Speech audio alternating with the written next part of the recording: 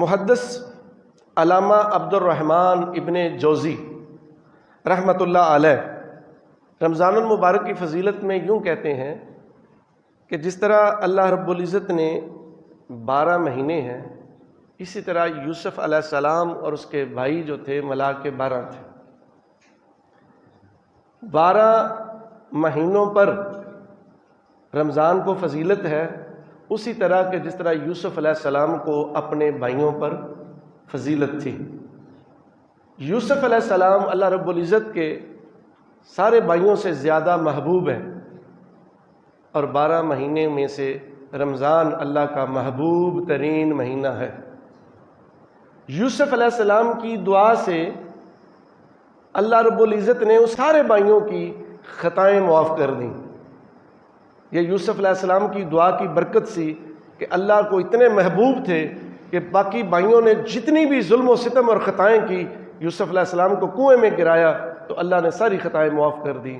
تو رمضان المبارک کی برکت سے، رمضان المبارک کی عبادات سے اللہ تعالیٰ پورے سال کے انسان کے 11 ماہ کے گناہ جو ہیں وہ معاف فرما دیتا ہے۔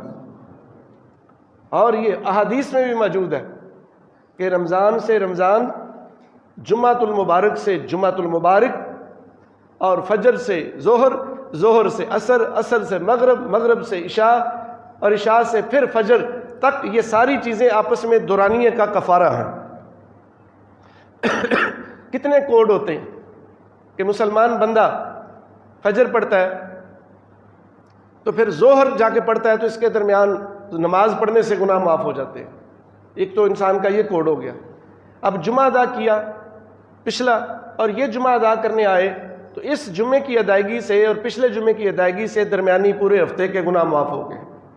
بلکہ حدیث یہ کہتی ہے کہ ایڈوانس آنے والے آئندہ ہفتے کے بھی 3 دن ایڈوانس اللہ گناہ معاف فرما دیتا ہے۔ دوسرا کوڈ، اور تیسرا پھر اوپر کوڈ ہو جاتا ہے کہ رمضان کے پچھلے روزے رکھے تو اللہ تعالیٰ پھر اس زندگی میں رمضان کے روزے نصیب فرمائے، تو اس رمضان سے لے کے پچھلے رمضان تک 11 ماہ میں جتنے انسان سے بتقاضا بشریت غلطیاں، کوتاہیاں، گناہ ہوئے، اللہ رمضان کی برکت سے، روزوں رکھنے کی اجر و ثواب سے وہ سارے گناہ معاف فرما دیتا ہے۔ اجر ثواب پھر اپنی جگہ ہے۔ تو اس لیے رمضان المبارک کو سید الشہور رمضان کہتے ہیں کہ یہ رمضان تمام مہینوں کا سردار ہے، جس طرح کہ سید الایام یوم الجمعہ تمام دنوں کا سردار جمعہ ہے، اور تمام مہینوں کا سردار مہینہ رمضان المبارک کا مہینہ ہے۔ اللہ کے رسول نے ارشاد فرمایا، جس شخص نے رمضان کا ایک روزہ چھوڑا، ایک روزہ رمضان کا بغیر کسی عذر کے چھوڑ دیا، وہ تمام زندگی بھی روزے رکھتا رہے تو وہ اس روزے کا بدل نہیں ہو سکتا۔ ہاں، کفارہ ہو جائے گا کہ رمضان میں ایک روزہ رہ گیا تو آپ رمضان کے بعد کسی بھی دن میں، قرآن کی آیت کہتی ہے کہ ایک روزہ رکھ لیں تو وہ اس رمضان کے روزے کا کفارہ ادا ہو گیا، آپ پر جو قرض تھا وہ ادا ہو گیا۔ لیکن قرض ادا ہو گیا، جو اجر تھا وہ پوری زندگی روزے رکھتے رہو وہ اجر نہیں مل سکتا جو روزے کا اجر تھا رمضان میں۔ یہ رمضان کے روزے کا اجر ہے۔ ہم معمولی سستی کی وجہ سے جناب کر دیتے ہیں، اور پھر ہمارے متبادل شیطان ہمیں تھپکیاں دیتا رہتا ہے، یار گرمی ہے نا، شدت میں نہیں رکھے جاتے کاروبار، سردیوں میں رکھ لیں گے، یہ کر لیں گے، لیکن اس کی کوئی گنجائش نہیں ہے۔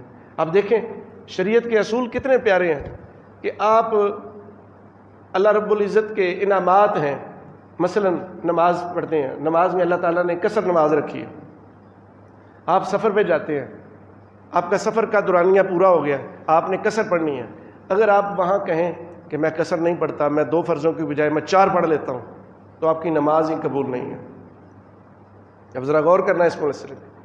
اللہ کے رسول کا فرمان ہے کہ اللہ اپنے اس بندے پہ خوش ہوتا ہے جو اس کی دی ہوئی رخصت کو استعمال کرتا ہے۔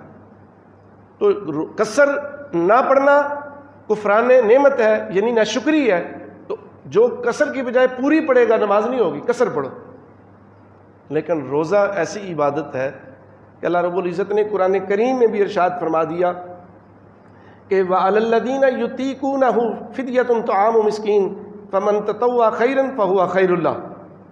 اور یہاں بھی کہہ دیا فمن کان منکم مریضا او علی سفر فعدۃ من ایام اخر، جو تم میں مسافر ہو، جو تم میں مریض ہو تو وہ روزہ نہ رکھے، اجازت ہے، دوسرے دنوں میں عدت پوری کر لے، اپنی گنتی، عدت مراد گنتی پوری کر لے۔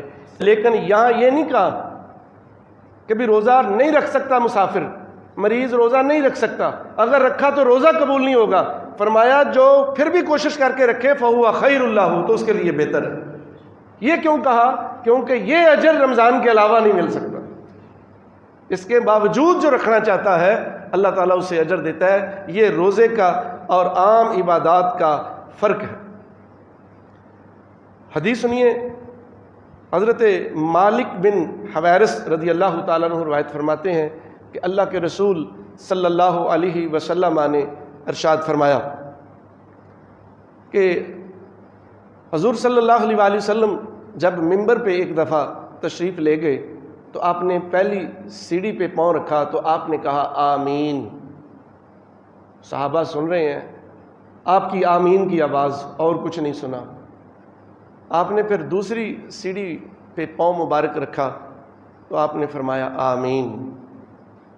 پھر تیسری سیڑھی پہ پاؤں رکھا تو آپ نے فرمایا آمین۔ اب یہ صحابہ نے آمین کے الفاظ سنے، لیکن اس کی وجہ کیوں آمین کہا وہ آواز آپ کوئی نہ سن رہا تھا۔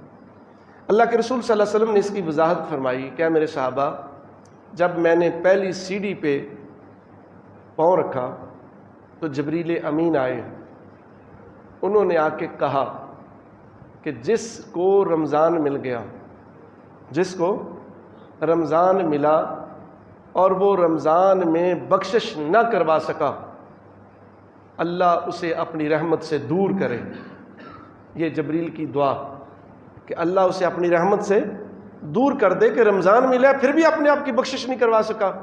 تو میں نے کہا آمین، آپ نے مہر لگا دی۔ تو جب میں نے دوسری سیڑھی پہ پاؤں رکھا تو جبریل امین نے پھر ایک دعا کی کہ اللہ جس کو بوڑھے والدین دونوں یا ایک مل جائیں پھر بھی وہ دوزخ میں جائے، اللہ اسے بھی اپنی رحمت سے دور کر دے۔ میں نے کہا آمین۔ اور پھر میں نے تیسری سیڑھی پہ پاؤں رکھا تو جبریل نے پھر تیسری دعا کی کہ اللہ جس کے سامنے رسول اللہ صلی اللہ علیہ وآلہ وسلم کا نام لیا جائے اور وہ رسول پاک پر درود نہ پڑے، اللہ اسے بھی اپنی رحمت سے دور کر دے۔ تو میں نے کہا آمین۔ اب یہ تینوں چیزیں کتنی اہم ہیں، اور اس میں سے رمضان المبارک کا اس حدیث سے پتہ چلا کہ جس کو رمضان المبارک مل گیا اسے بخشش کا سرٹیفکیٹ گھر آ گیا، اب اسے حاصل کرنا ہے، اٹھانا ہے، اور وہ اٹھا بھی نہ سکے تو پھر جبریل بھی کہتے ہیں کہ اللہ اسے رحمت سے ہی دور کر دے۔ تو رمضان المبارک اتنی برکت والا مہینہ آ رہا ہے کہ جس میں انسان کے لیے بخشش کے دروازے کھل جاتے ہیں اور پھر بھی وہ بخشش نہ کروا سکے تو بدبختی ہے۔